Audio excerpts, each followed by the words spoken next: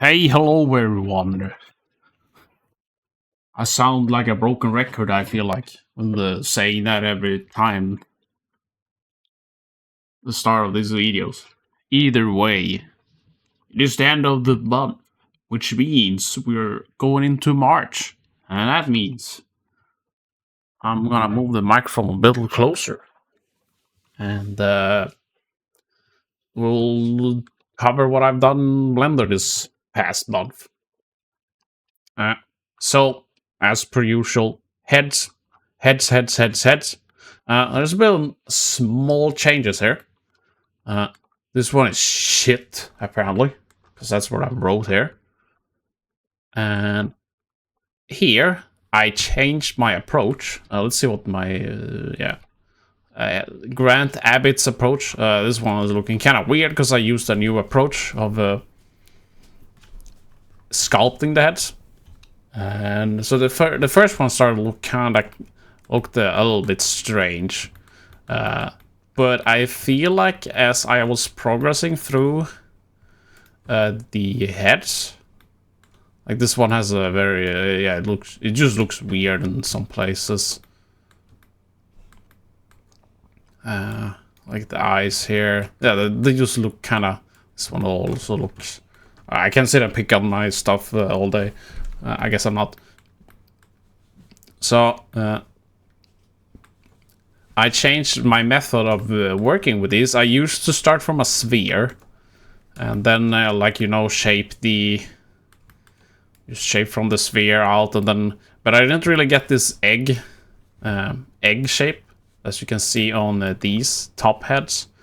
If you know anatomy, you know that the back of the head is a little bit wider than the front of the head here. Like the back here is a little bit wider than the back. The front is wider than the back. No way. the back is wider than the front. So you have a little bit more of an egg shape.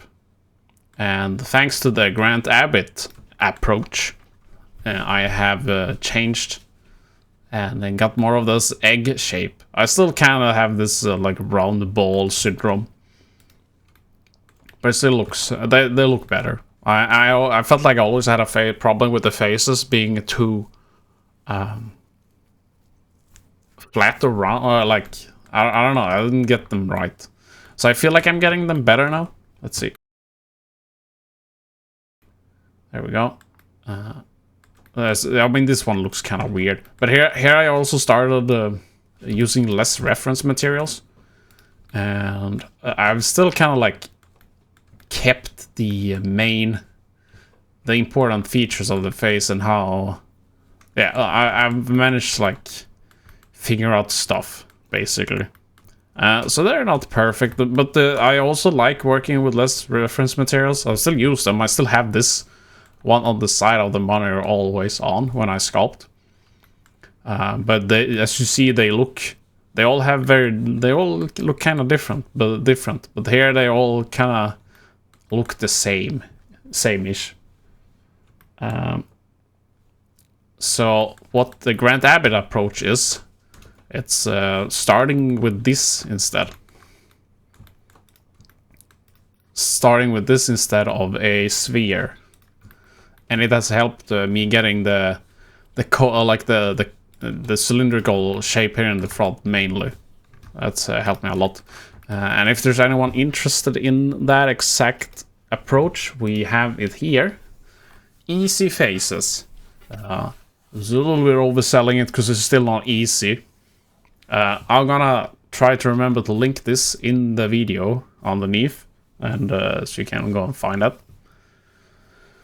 And what else will we? We'll take the environment. Now we'll take this one. So this is a dragoon from Final Fantasy. All of them, I guess. This is iconic armor. I think the first dragoon shows up in Final Fantasy 3 is the first dragoon. And you can see the dragoon wearing this type of armor. And this armor is a reoccurring theme. And I used to really think dragoons look really cool. So I wanted to make the dragoon armor. I'm gonna hop over into render mode here. It's GPU compute, so I'm gonna test and speak a little bit here. I'm not gonna say anything important, but I want to see if the PC shits itself because or the video audio explodes because I've changed to the codec to CPU instead of the Blender GPU. So this should be fine.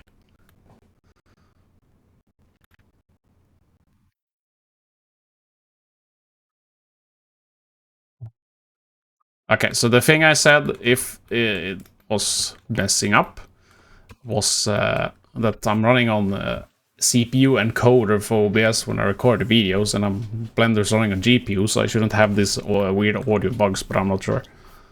So I didn't say anything really important. So mainly this project has been...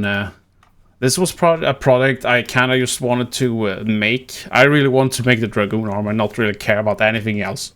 So the faces, for example, you see the face is not retopologized.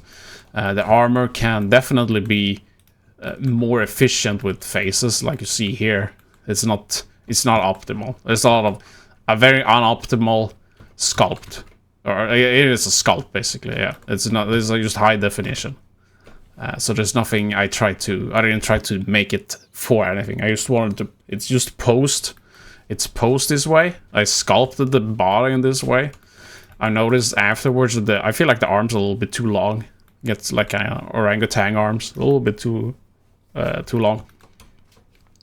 And so I kind of just posed it, made the character here, and then I exported the UVs into Substance Painter and Painter on them. I'm not sure if I have any. Yeah, just can't I? Is that how I don't remember how to do it.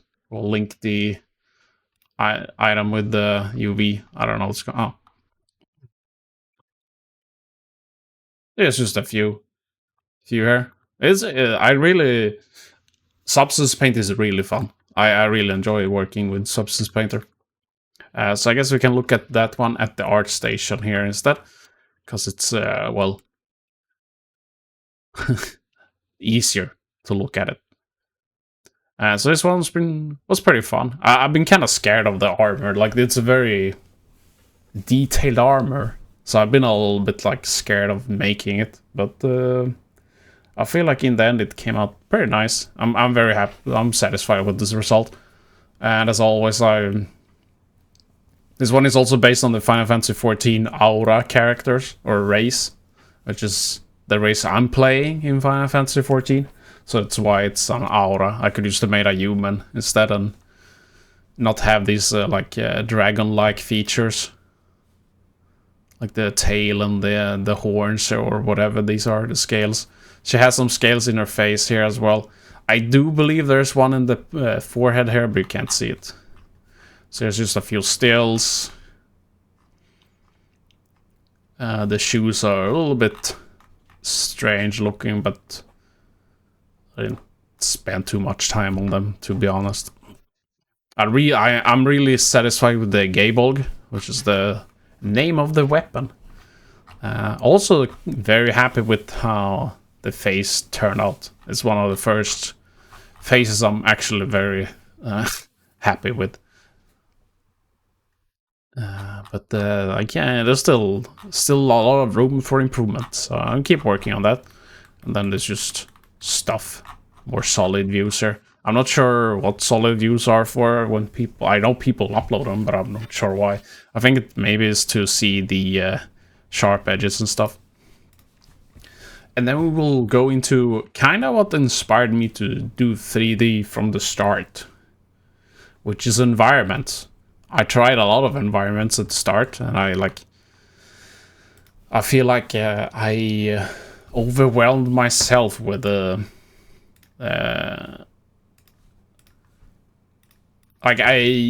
when I started working or like playing around with 3D, I underestimated the scope of it. Like I didn't break it down in like in small pieces. Like you see here I have modules and shit. I never really worked with like I see the whole thing. I want to make the whole thing immediately, and well, I kind of got to a point in my 3D journey here where I understand that that's not how creating stuff works. You gotta start small, and then you eventually will end up making something like this.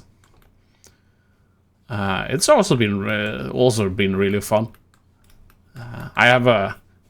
I'm not sure where all the inspiration comes from. I'm not sure why, but all of a sudden I just feel like I have like a text document where I write down stuff I want to make. So I'm not really sure where all the inspiration comes from all of a sudden, because I haven't really been that inspired by stuff. But I think it's maybe because I can finally like make my own stuff. Like I don't have to do tutorials as much anymore. So it's just a little closer up of the oops. Holy. Pressing all buttons. I'm like a boomer right now. So this has been pretty fun. I tried to make it as like try to keep it optimal, but it's obviously stuff that's not gonna. The roof is kind of dense, but it's because of these. I could easily like remake them. I'm not sure why the tiles ended up like that either.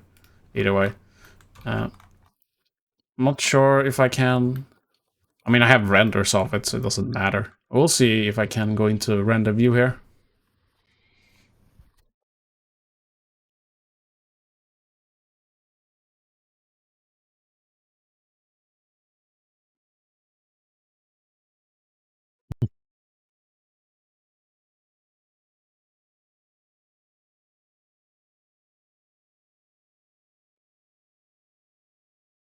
Uh, Alright, so we will, whatever. I can talk about the... So there's a volumetric here. It seems like volumetric is almost mandatory for environments. There is a lot of lamps to... I have a few lamps that are trying to highlight the buildings so that they are in focus, but also keeping a general light on this part. And then there's a little bit of light on the background, at least of this section here. And also, again, all of this has just been textured in Substance Painter, because I can't not use Substance Painter now. It's way too fun. Base, so just, yeah. My UV unwrapping is still kind of not perfect, but it is what it is. I'll get there eventually. And we can look at the... here we go. Here's the final renders. With some compositing I've also been looking into. I'm pretty satisfied with it. I think I have a 4K render. Renders. Cantha 4K. Because then you get a little bit better look of the birds and stuff. Also, you can zoom in a little bit, obviously. I have a little bit. I mean, it's not perfect. You can obviously tell that it's a 3D render. It's not perfect, but I'm pretty satisfied. I'm happy with the results of this. I haven't made environments in forever, so I feel pretty happy with the outcome actually. Like I said, I haven't made environments in forever. It's the thing that inspired me to start 3D, but it's also the thing that scared me and made me stop a lot of times. I couldn't get past that hurdle of environment. It was too big of a scope that I underestimated 3D. Basically, it's harder than you think, but I'll persevere and I'm working on it. And here's the final thing I've been. Oops. Here's the final thing I've been making. It is some sort of plague doctor. I worked today on the rig and the final parts of the texturing, which is once again. Once again, it's crashing. There we go. Once again, Substance Painter. And again, I'm not sure if my UVs are a bit small or if this is normal. I don't know. I'm not. This is the hat. This one makes more sense, but the other one's like, I'm not sure what part is this. Either way, it's like very hard to tell. So I set up the scene here today. The floor is gonna change, and the buildings obviously is gonna be something else. So there's not much to say about that. But I set up the rig today. I used the mod or add-on Rigify, which is a Blender add-on. So you can just install that for free. There's nothing paid, and it's pretty simple.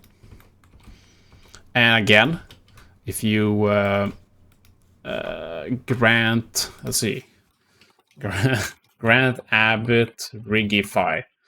He has a Rigify tutorial, which is also very good, and 15 minutes is not too long, if that's a problem for you, which it shouldn't be.